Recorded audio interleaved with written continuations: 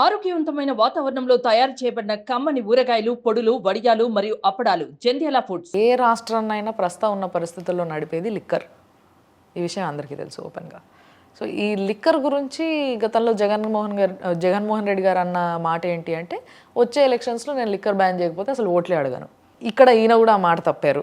Already అదైతే ban కనిపించట్లే, మీద నుంచి ఇంకా గంజాయిలని అవని ఇవని చాలా వినిపిస్తున్నాయి. ఈరోజు ఆంధ్ర రాష్ట్రంలో గంజాయి అనేది ఒక పెద్ద ఇష్యూ, మనందరికీ తెలుసు. దీన్ని అరికట్టపోగా మీద నుంచి ఈ లిక్కర్ స్కామ్లో ఒక గడబడి నడుస్తుంది అని ఒక విషయం బయటకు వచ్చింది సార్. కొంతమంది చెప్తున్న మాట ఏంటి అంటే, లిక్కర్ పైన వచ్చే రెవెన్యూ అంతా కూడా బ్యాంకుల నుంచి తీసుకున్న అప్పు కట్టడానికి ఒక 7 yearsకి గుత్త రాసిచ్చేశారు. అంటే నెక్స్ట్ 7 years ఏ పార్టీ అధికారంలోకి వచ్చినా ఏదైతే రెవెన్యూ లిక్కర్ నుంచి వస్తుందో ఇది ఆటోమేటిక్గా హెచ్డిఎఫ్సి బ్యాంక్ వాళ్ళు కట్ చేసుకుంటారు, because it's a S-Cross account అన్న విషయము చాలా స్పష్టంగా కొందరు బయట చెప్తున్నారు. దీని గురించి మీరు ఏ విధంగా రియాక్ట్ అవుతారు? ప్రధానంగా ఆయన ప్రయత్నం ఒకటైతే చేయటం జరిగింది. ఏంటి, బెల్ట్ షాపులను తీసేశారు.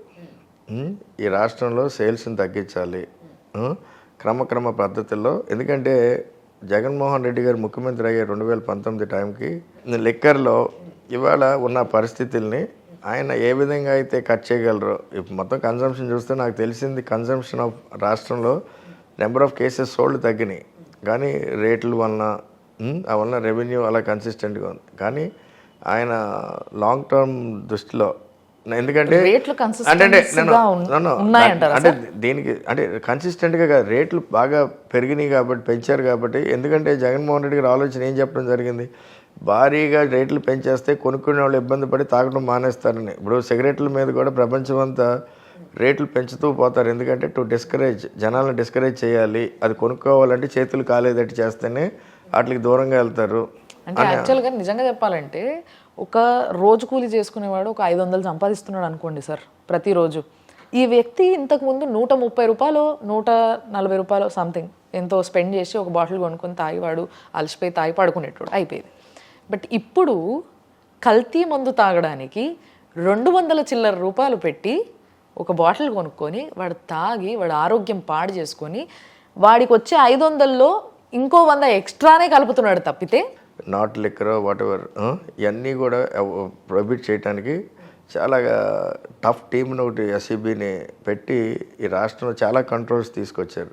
ఈ లిక్కర్ మీద కానీ అలాగే రోడ్ ట్రాఫిక్ సెన్సెస్ కానీ హెల్త్ అవేర్నెస్ అండ్ హైజీన్గా ఉండటం కానీ ఇవన్నీ కూడా మనం స్కూల్స్ నుంచి ఇంపార్ట్ చేసి కిడ్స్ వెళ్ళి ఇంటికి వెళ్ళి పేరెంట్స్ని ఎడ్యుకేట్ చేసే విధంగా కల్చరల్ మార్పు తేవాలి. కానీ పూర్తి స్థాయిలో చేసే వీళ్ళని మనకు సిస్టమ్ కలిగించదు అనే ఆలోచనతోనే ఎడ్యుకేషన్ సిస్టమ్ ద్వారా కూడా ఈ రాష్ట్రంలో ఇలాంటి వాటికి కూడా జవాబు చెప్పాను. అదే నా లిక్కరే ప్రధానంగా ఏంటంటే, ఇవాళ లిక్కర్ని మనం కంట్రోల్స్ రకరకాలుగా రేపు పూర్తి బ్యాన్ తీసుకొచ్చాను ప్రణాళికబద్ధంగా. అంటే ఒక టైం ఫ్రేమ్ మోడ్లో దాన్ని పూర్తి స్థాయి బ్యాన్ తీసుకురాగలుగుతారు. కానీ ఉన్నట్టుండి ఇప్పుడు చేయటం వల్ల ఏంటంటే చాలా మందికి దీంట్లో ఉపాధి కూడా ఉన్నది. యాక్చువల్గా నాకు కావాల్సిన ఆన్సర్ కోసం నేను ఎత్తుకుతూ ఉన్నా, బట్ నాకు దొరకట్లే. కాబట్టి నేను స్ట్రైట్గా మళ్ళీ ఒకటే అడుగుతున్నా, ఈ ఏదైతే హెచ్డిఎఫ్సి బ్యాంక్లో తీసిన సమ్ అమౌంట్ లైక్ 200 కోట్లు 20 కోట్లు సంథింగ్, ఆ 20-30 కోట్లు అంటే రాష్ట్రం 20-30 కోట్ల రెవెన్యూ తెచ్చుకునే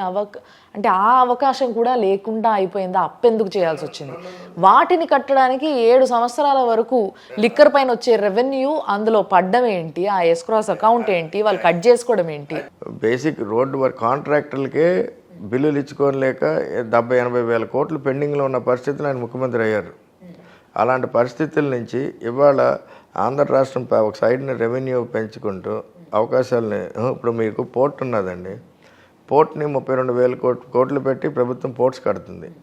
ఈ పోర్ట్స్ని కట్టిన తర్వాత అసలు పోర్ట్స్కి డబ్బులు రెవెన్యూ ఎక్కడి నుంచి ఇస్తారు?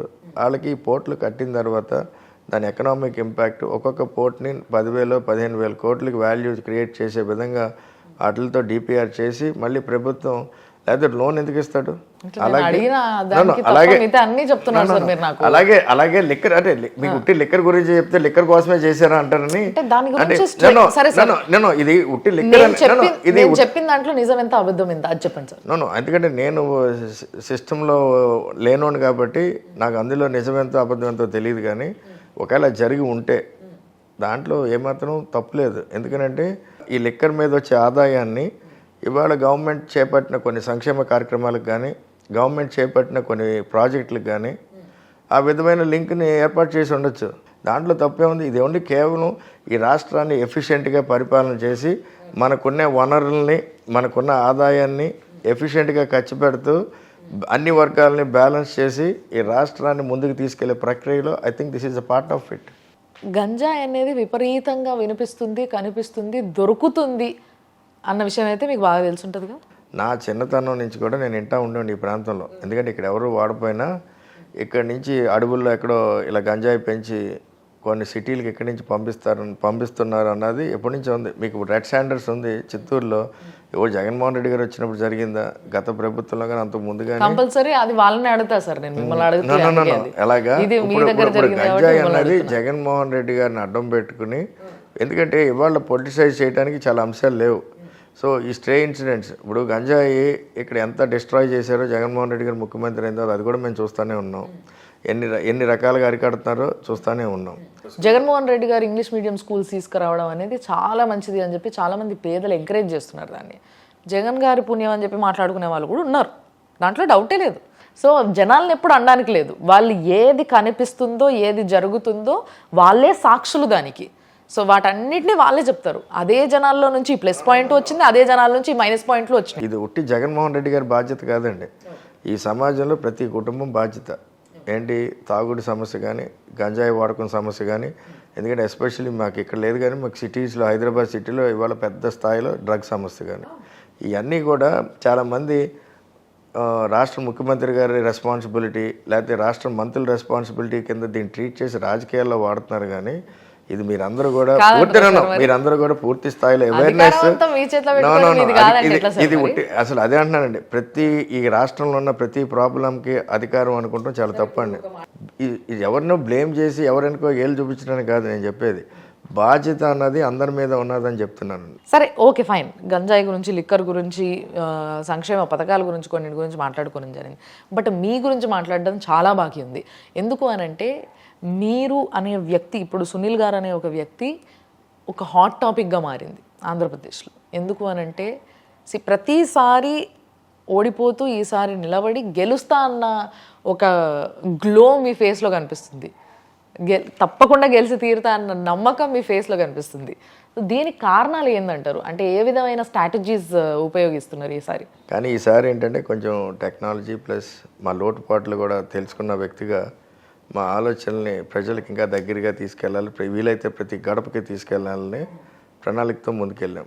కానీ కింద నేను ప్రచారం మొదలెట్టిన కాడి నుంచి కూడా గ్రామాల్లో కానీ ఎక్కడైనా కూడా జగన్మోహన్ రెడ్డి గారు చేసిన సంక్షేమ కార్యక్రమాలు చాలా ఇంపాక్ట్ ఉన్నాయి. ఇంత గొప్పగా అంటే the satisfaction levels on governance ఇంచుమించు ఈ రాష్ట్రంలో 70% ఉన్నదన్నమాట. సో వాళ్ళకి ఎప్పుడైతే ఒక నాయకత్వం మీద భరోసా కలిగిందో ఆ సాటిస్ఫాక్షన్ లెవెల్స్ అని మీకు ట్రాన్స్లేట్ అయ్యే అవకాశాలు ఎక్కువగా ఉంటాయి.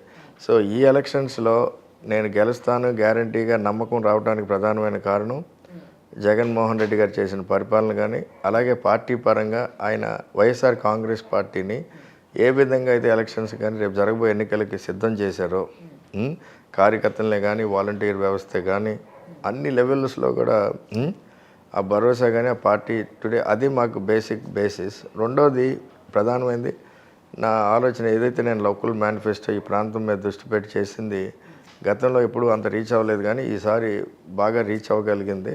సో అది కూడా మాకు ఎలక్షన్స్లో బాగా బలమైన కారణం అని మేము భావిస్తాం. సుమన్ టీవీలో మీ పర్సనల్ అండ్ బిజినెస్ ప్రమోషన్స్ కోసం కింది నెంబర్కి కాంటాక్ట్ చేయండి.